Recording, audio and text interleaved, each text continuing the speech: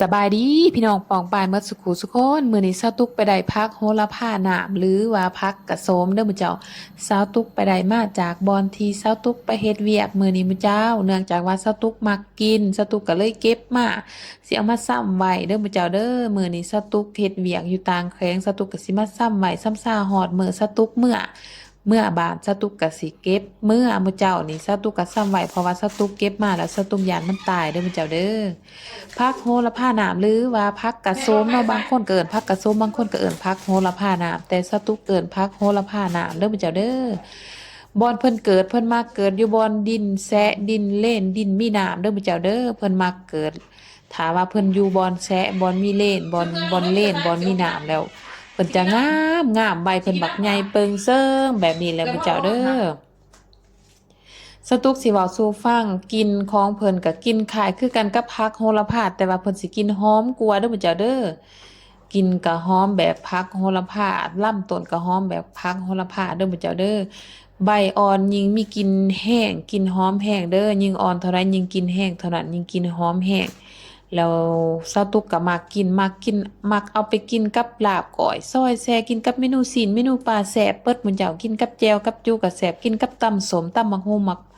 มักแซวก็แซ่บเด้อหมื้อเจ้าเด้อผักโหระพาหนามหรือว่าผักกะโสมหมื้อเจ้าซาวตุกมักกินซาวตุกก็เลยเก็บเอามาหมื้อเจ้าเก็บเอามาซ้ำไว้ยานเพิ่นตายแล้วซาวตุกกลับเมื่อบ้านซาวตุกก็สิถือเมื่อปลูกหมู่เจ้ากินกับ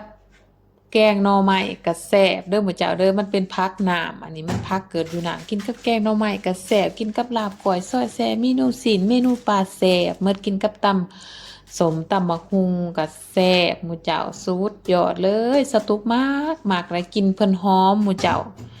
ลำต้นก็หอมใบก็หอมยิ่งยอดอ่อนยิ่งใบอ่อนเท่าไรยิ่งเพิ่นกินแห้งยิ่งกินเพิ่นหอมแห้งเด้อหมู่เจ้าเด้อใบแก่เพิ่นก็บ่หอมแห้งใบอ่อนยอดอ่อน แห้งหอมแห้งบางคนก็เขาจะเอาใบหรือว่าเอาลำต้นไปสกัดเป็นน้ำหอมระเหยเด้อมื้อเจ้าเด้อเพราะว่ามันหอมเนาะเฮากินก็หอมแถมเป็นเทิงอาหารแล้วก็เป็นเทิงยาเป็นเทิงสมุนไพรเป็นในตัวเด้อมื้อเจ้าเด้อนี่สตุกก็สิใส่ตุกแบบนี้ใส่น้ำหลายๆให้เพิ่นซุ่มเย็นแล้วสตุกก็สิเอาไว้อยู่ในห้องน้ำหมู่เจ้าเพราะว่าหม้องที่มันเย็นสตุกก็สิเอาไว้บาดฮอดมื้อบ้านสตุกก็สิถือมื้อหมู่เจ้าแล้วสตุกก็สิเอามื่อขยายพันธุ์บอนที่สตุกสิเอามื่อปลูกอยู่บ้านสตุกก็สิไว้อยู่บอนไกลๆน้ำให้เพิ่นอยู่บอนไกลๆน้ำบอนซุ่มๆบอนเย็นๆบอนมีเลนแหน่จักหน่อยเพื่อให้เพิ่น ออกหน่อออกแนวขยายหน่อขยายแนวขยายพันธุ์เด้อมื้อเจ้าเพราะว่าสตุกมักกินสตุกเป็นคนมักกินผักมีสีส้มทุกชนิดแหละเป็นสตุกเห็นแนวใดที่สตุกมักกินน่ะสตุกพลาดบ่ได้แม่นต้องได้เก็บเมื่อปลูกเมื่อขยายหน่อขยายแนวเมื่อปลูกเมื่อแพร่พันธุ์อย่างแน่นอนหม้องใดชนิดใดที่ว่าสตุกเห็นสตุกมักกินพลาดบ่ได้ นี่ก็ถือว่าเป็นอันว่าสำเร็จเสร็จสิ้นหมู่เจ้าสตุกก็เอาใส่กระป๋องสตุกกับปักซ้ำไว้เรียบร้อยหมู่เจ้านี่ก็มีแต่สตุกก็สิเอาเข้าไว้อยู่ในห้องน้ำหมู่เจ้าให้มันเย็นเพราะว่าอยู่ในห้องน้ำอากาศมันเย็นดีมันจริงจ๊ะบ่เหี่ยวเซาอยู่ในนี้มันก็มีตัวมันเหี่ยวน้ำและสตุกเอา